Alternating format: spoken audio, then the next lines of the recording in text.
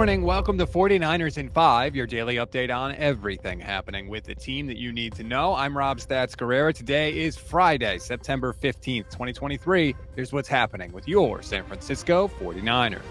As always, we begin with the Week 2 injury report. Only two names. Samuel Womack was the only 49er that did not participate in practice on Thursday. Dre Greenlaw was back, but he was limited. And look, for the 49ers, that is a very, very short injury list. Womack has a knee. Greenlaw has a groin, apparently. You always want to be careful with those groin injuries. Now, we're going to get to the audio portion of the show in a minute. But before we do, I need to tell you how Brock Purdy's press conference started. Apparently, he lost a bet with George Kittle. And because the Iowa Hawkeyes beat Iowa State this past weekend, Purdy had to walk into the press conference wearing a giant Iowa Hawkeyes mascot head. And true to his word, he did. To Brock's credit, he walked in wearing the mascot head. If you're watching on YouTube, you can see a picture of it.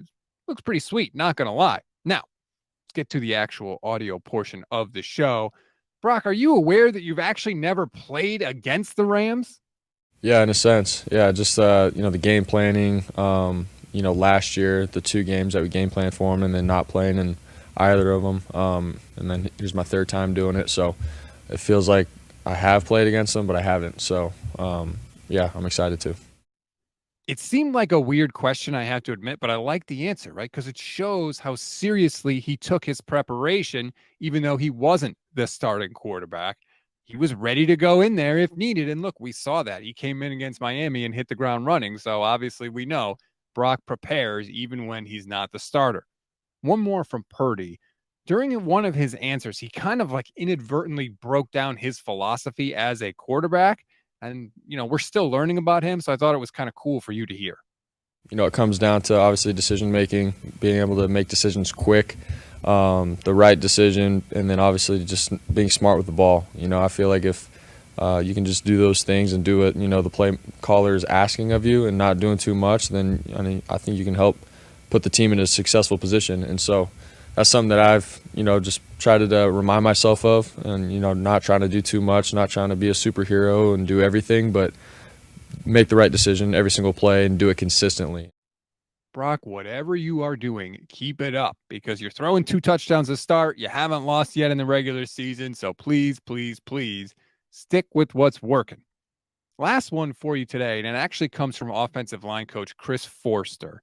He was talking about Aaron Donald. And look, we know the Rams have Donald. He's really good. He's really tough to block. Yes, we know all that. But Forster actually explained why specifically Aaron Donald is hard to block. He's hard to get your hands on, which that's the key to protection. If you can get your hands on a guy and keep him on a guy. You have a guy like Aldon Smith who was tall and linear and slippery. You just could never get your hands on him, right? This guy's shorter and stockier and hard to get your hands on. What's funny is you can put together a highlight reel of some players that you probably wouldn't know who they were blocking him at times because when you do the right things against Aaron, he is a smaller guy. But getting your hands to that spot are almost impossible, and he makes it impossible to do it. Even when you do, he has the counter moves to take it off of him. So he's just got a complete package. There's just not a lot of surface to hit, and he's so strong and so low to the ground that once he gets an edge, once he gets something on you, you don't recover from it. It's over. It's over when it's over. And so you've got to make sure you make it not be over as long as it can be. I love that dude's press conferences. Every week he says something I feel like teaches me or makes me smarter about football in some way. And when I hear stuff like that, I always try and bring it to you. And I hope you get the same feeling that I do. We always give you one thing to read, one thing to watch, and one thing you might have missed. One thing to read on this Friday, Eric Branch actually caught up with Dr. Keith Meister, who performed Brock Purdy's UCL surgery. And Meister used one very specific word to describe Brock Purdy's rehab process that really explains why everything went so smooth. It really jumped out to me. If you want to read the article, click the link in the description of this episode.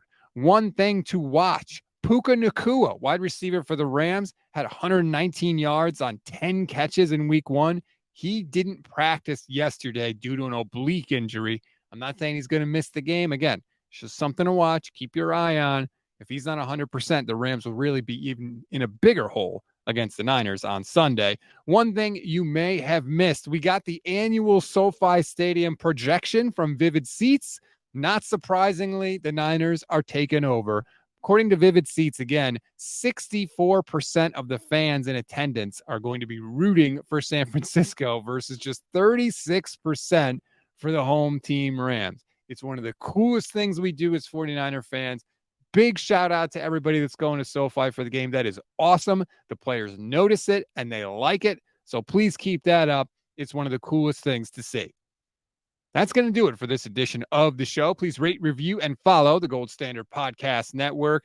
Enjoy your Friday, everybody. Stay tuned for the Gold Diggers podcast with myself and Michelle Majuk. That's going to come your way 9 a.m. Pacific time. We'll preview the game. Plus, we'll give you best bets and fantasy advice. Every Friday, you get best bets and fantasy advice for the 49ers opponent that week. So please, please, please join us for that. Plus, Michelle has to eat a spoonful of mayonnaise because her Steelers got whooped by the 49ers in week 1. So at least come and stay for that. You are definitely not going to miss it because, frankly, it's disgusting. I'm Rob Stats Guerrera. We'll talk later today.